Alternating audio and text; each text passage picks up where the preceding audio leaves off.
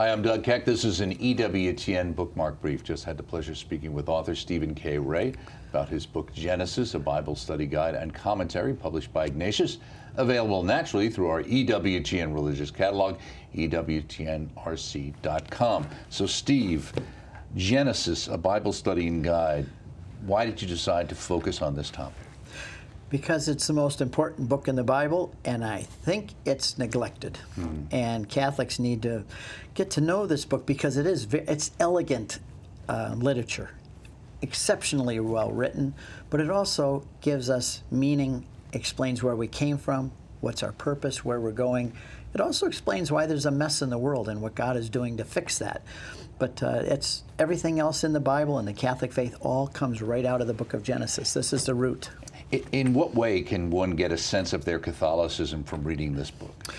The book of Genesis is full of old themes that are developed in the New Testament.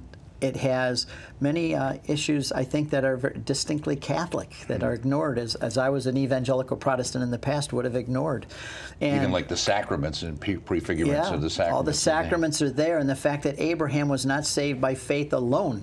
Abraham was saved by faith and works. Even later we see, so you see, brothers, we are saved by works and not by faith alone. And Abraham is the main character that's used by Paul in developing the whole idea of salvation, and it's misunderstood. Go back to the book of Genesis with Catholic eyes, and you'll see that Genesis there is a very important book for us Catholics to understand. Right. We hear many times about the works, but then there's something called works of the law. What's that differentiation? Why is that important? Works of the law were considered to be the things that made Jews distinct from the rest of the people, like circumcision, all their ceremonial restrictions, and so on.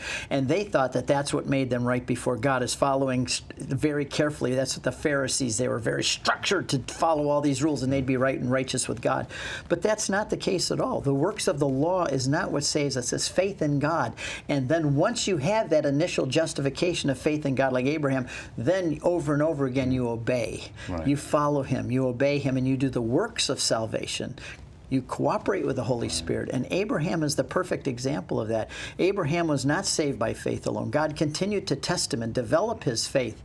And then at the end of Genesis 22, at the end of Abraham's time, God says, now I see that you really believe in me and trust me. This is the beginning of it all, and Steve K. Ray really explains it. A Bible study guide and commentary, again, available through our EWTN religious catalog, EWTNRC.com, of course.